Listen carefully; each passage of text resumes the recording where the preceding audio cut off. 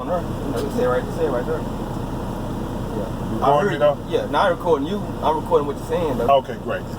For your fuel card. I'm recording what you're saying. I'm a heard. Okay. Yeah. For your fuel card, it's gonna require your driver ID, truck number. I don't even think they ask for mileage, but if they do, that's okay.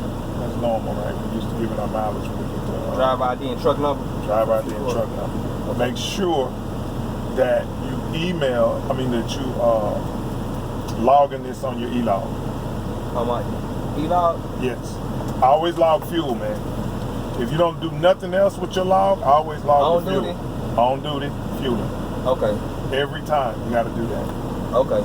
So don't forget that. That's something new, yeah. That's something new to me. What? I mean, I know I'll be on duty, but just putting it down there like fueling, or you saying just put on duty? No. You got to make the remarks. You have to make the remark. You got to make a remark. Okay. Huh? What logs y'all use? We're using Omnitracks. It's gonna be on the track. Huh? It's gonna be on your phone. No, you got to tap it. Oh, okay. I'll go over that here. They're getting ready to go over this stuff with you. Oh, they got some new stuff. They do. Okay. So in the safety manual, they got safety programs. They explain to you what the CSA is. If you don't get any inspections, they pay you. If you have to go a level 3 and you pass a level 3 inspection, they're gonna do something for you. They're gonna pay you, buy you a steak dinner. Most companies do that. Do something, huh? That's what I was looking for. Most companies do that. Yeah.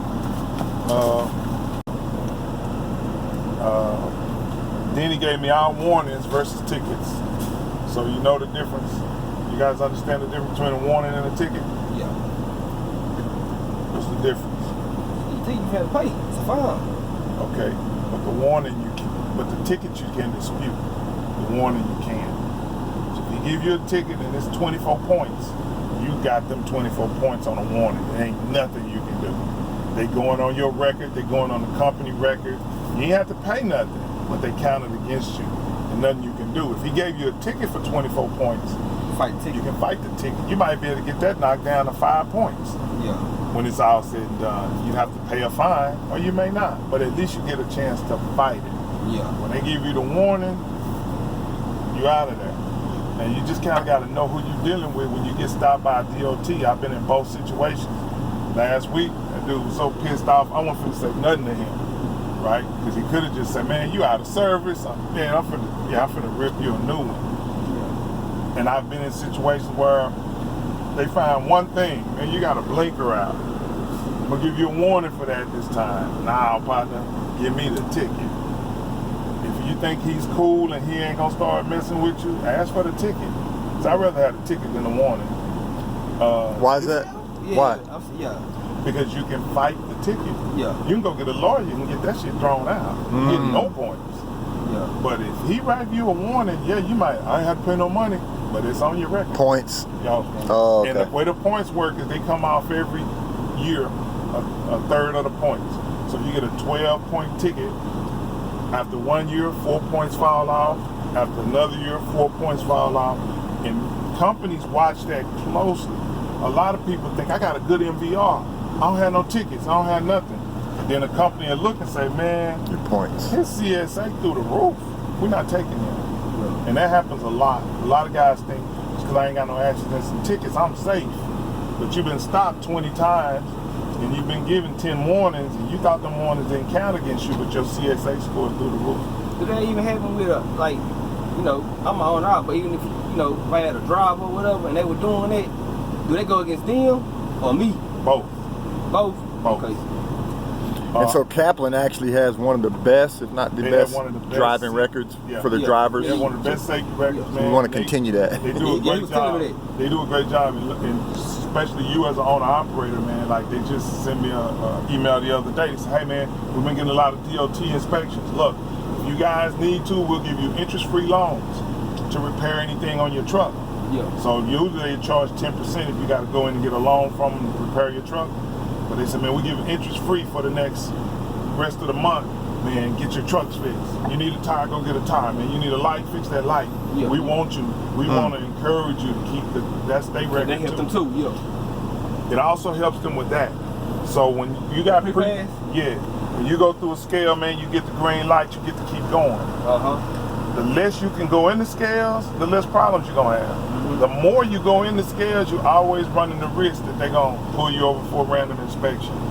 You know, or oh man, you overweight by 500 pounds. You didn't know it, didn't realize it. But it ain't that bad though, huh? They don't really be doing it like that though. Like I'm saying, as far as always putting you into the scale, usually you get that green light, huh? With a pre-pass? Yeah. Usually. With a pre-pass, man, I'm probably gonna go. If I go through the scale 50 times, I might get pulled in twice, rather than getting pulled in 50 times. Yeah, you gotta go in. Right. You gotta go in unless you got a green light. Yes. So get that. Yeah. I can't tell you what to do. That's your money, but you, especially as an independent contractor, you want to save yourself headache and money, man. Get that. Yeah. How much they cost? If I'm not mistaken, they probably around $7 a week or something like that. I get them Kaplan or I got a Kaplan. Call Ash and say, hey Cap, make sure I get a pre-pass and an easy day. I think that's a smart move, especially when we're talking about time as well. Yeah. And then you gotta worry about add that up over the week. Yeah. And then you gotta worry about tolls. Because in Oklahoma you got tolls. So now you just drive through, right? And they automatically bill you on your settlement. Rather than trying to stop, put your card in, like all the stuff that slow you down. When time is on our side. When we trying to use time on time ain't on our side. You know, right, it's against us. Yeah. So we want to make it a friend of ours where we're doing things that we can keep moving quick. That's why I don't do a lot of. We got Melvia, and she's great at talking. Melvia. Nobody call you Mel, because that's gonna be the easy way for me. I don't have no nickname. You said you good at talking? That's my thing too. I give out nicknames. That's what I've always done. I call JJ.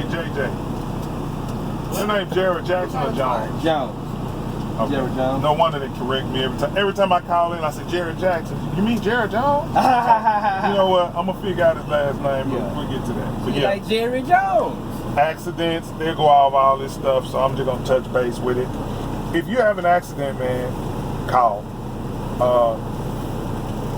Turn your phones off. Yeah. Everybody stop recording.